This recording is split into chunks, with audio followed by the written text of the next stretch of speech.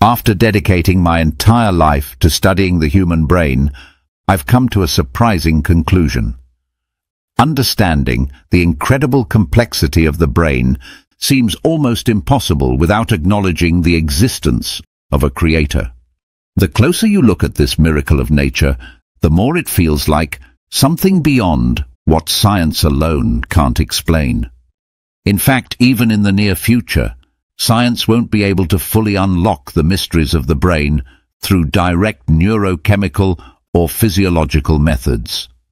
To make progress, we need to explore other paths that science often overlooks, including those explored by religion.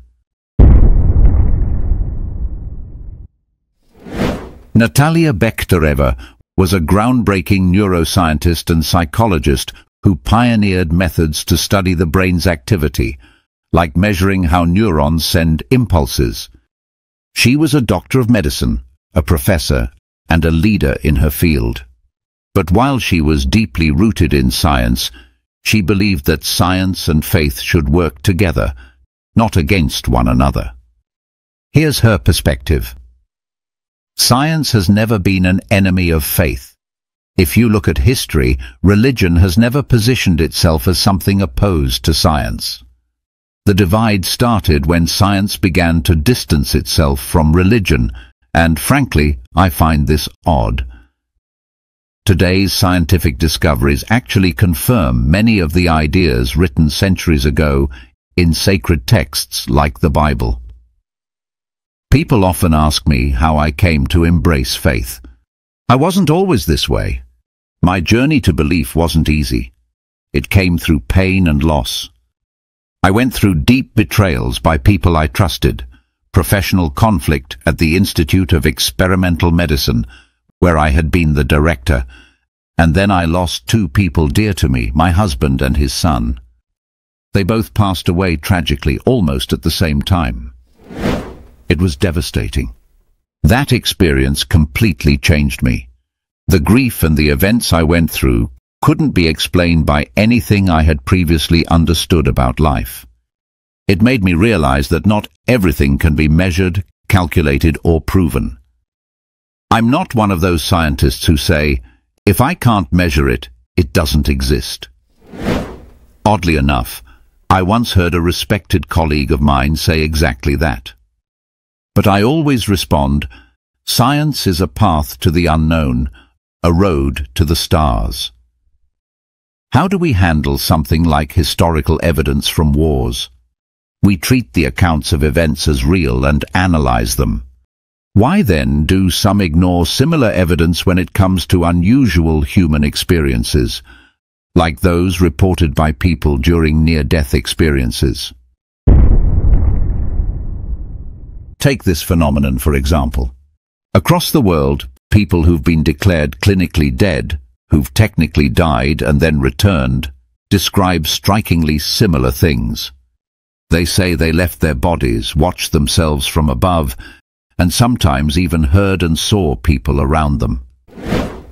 These stories are eerily consistent, regardless of where people live or who interviews them. What's even stranger is how they claim to see or hear while outside their bodies, even when their eyes and ears were no longer functioning. How is that possible? Some skeptics say these experiences are just a side effect of a dying brain. But here's the tricky part. Only about 7 to 10% of people who've experienced clinical death remember these out-of-body events. Why do only a small percentage of people experience it? What makes them different? And why are their stories so similar? It's becoming increasingly clear the body cannot function without the soul. The real question, though, is this. What happens to the soul after the body dies? Does it cease to exist, or does it live on? That's the greatest mystery of all. And it's not just near-death experiences that puzzle me. Take prophetic dreams, for instance. People have made incredible discoveries in their dreams. Did you know that Dmitri Mendeleev, the scientist who discovered the periodic table of elements, saw it in a dream before he wrote it down? Niels Bohr's Nobel Prize-winning atomic model, inspired by a dream, was a breakthrough later advanced by quantum mechanics. Otto Loewi's Nobel Prize-winning discovery of chemical nerve communication came through a dream that visited him twice. Elias Howe, an inventor who revolutionized sewing through an unusual nightmare. How can we explain such things? We can't. It's better to face the facts. These events don't fit into what modern science can explain. What if our future is already predetermined? What if it exists somewhere, waiting for us to access it? And maybe, just maybe, in moments like deep sleep, we connect to something greater. Whether you call it a higher intelligence, God, or something else, someone or something that already knows what's coming. For now, I'll hold back on bold statements, because neuroscience is advancing at incredible speed.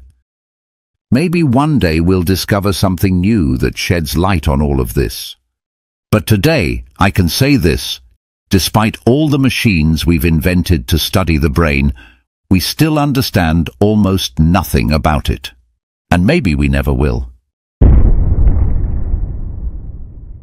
73% of brain scientists believe consciousness survives physical death.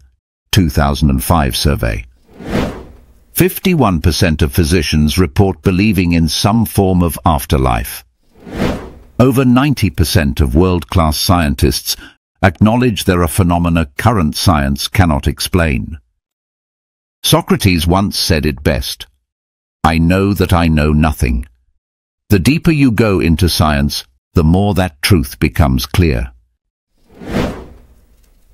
As Nobel Prize-winning physicist Werner Heisenberg, quantum mechanics pioneer, noted, "The first gulp from the glass of natural sciences will turn you into an atheist, but at the bottom of the glass, God is waiting for you."